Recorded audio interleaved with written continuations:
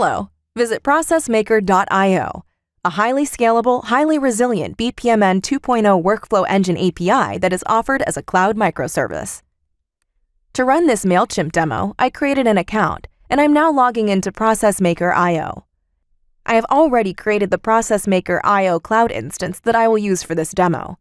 Here's the instance URL and an example portal link where you can find example details and instructions. Today, I'm going to show you a MailChimp customer subscription process. The process was designed, and the BPMN 2.0 compliant XML was generated in a third-party BPMN 2.0 modeling tool. The file has been imported and will run in the ProcessMaker.io cloud. This process is meant to show you how a well-structured workflow diagram performs exception handling. There are so many services out there being used by businesses today, such as MailChimp, where oftentimes we want to use a series of decision points to handle errors, options, and if-then scenarios based on return values. Let's see how we do this with a simple MailChimp subscription process. The process starts with a start event like all business processes. The process will fork at the gateway based on evaluation. The evaluation rule will decide whether we're dealing with a subscribe action or an unsubscribe action, and it will fork accordingly. First, let's look at the upper branch, which is the subscribe branch. This branch begins by executing a service task.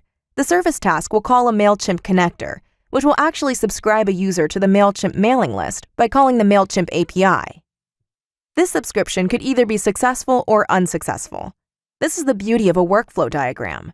We can handle both outcomes very elegantly by simply using an evaluation gateway.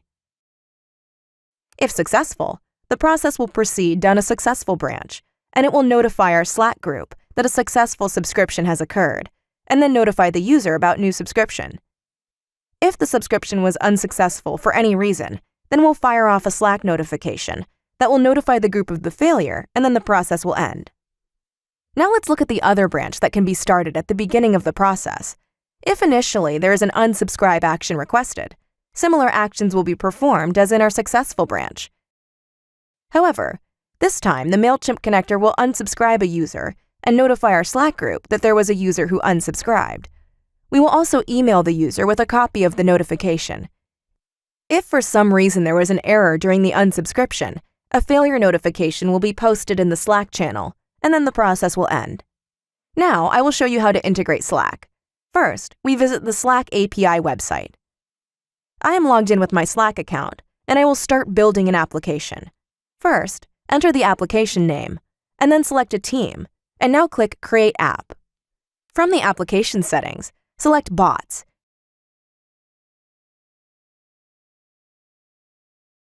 and select Add a Bot User. Note, you can specify the bot name if you want.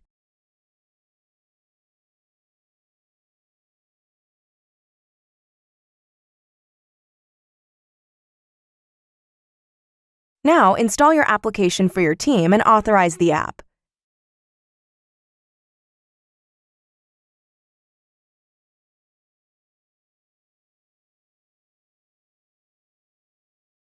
Here on the OAuth and permission page, I will copy the bot user access token so that I can pass into my ProcessMaker.io process. The next thing to consider is the MailChimp integration. First, I log into my account and navigate to Account Settings. In the menu, I will select the Extras tab and click on the API keys. Here, you will create an API key and copy it. This key will be used in the MailChimp subscription process. Another thing you'll need to do is pre-create the MailChimp list. To do this, navigate to Settings. Here in the List Name and Defaults page, you'll be able to copy the MailChimp list ID you want to use in the customer subscription process. That's all the integration data you need at this point. Now let's visit the Examples portal to get detailed instructions, as well as get our BPMN process file. Remember, you can download this file and import it to any other ProcessMaker.io cloud instance. You can also make modifications to the BPMN XML directly, even without a BPMN modeling tool if you want to change our example to meet your needs. Remember, ProcessMaker is 100% API-based, and we have SDKs in all popular programming languages. There are a number of ways you could start this process once your cloud instance is created.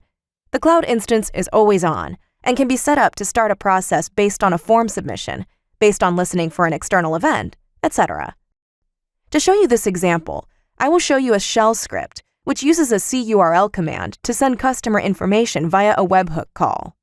The webhook call will pass all the required data and the action subscribed to the process. Remember, our first gateway, or decision point, uses the action to decide which process path to take. Let's run the script. Here, I can see the HTTP OK response from the ProcessMaker IO API. Another option is to use our open-source JavaScript SDK and run the code on Node.js. Here, I point the SDK to my ProcessMaker IO instance and define a structure with the data, and then I call the webhook method. Now I'm running the script by invoking Node Interpreter and passing the script name. I've got positive response, and let's see what I've got as the result. After initiating a subscription, I can see a notification which says a new user has subscribed from a specific email. Now I navigate to my MailChimp subscription list, and I can see that the new customer has been subscribed. Also, as the subscriber, you can see that I've received an email to my mailbox informing me about the subscription. The email text was embedded into BPMN process, as well as other text templates. In case something goes wrong with the subscription process, Slack notifications would be sent. For example, this might happen if someone subscribes with an invalid email address, or like I show you here, when my MailChimp API integration was incorrectly set up. Now, let's run the same code, but let's see it when a customer unsubscribes. I'm running the script and I get an OK code from ProcessMaker IO API endpoint. Let's see what I get here in Slack. As expected, I can see that there is a new notification that a customer unsubscribed, and I can see that the customer received an email that she was successfully unsubscribed. Visit our ProcessMaker.io website to get your own process running today. Stay tuned for more videos about other great use cases. Bye for now.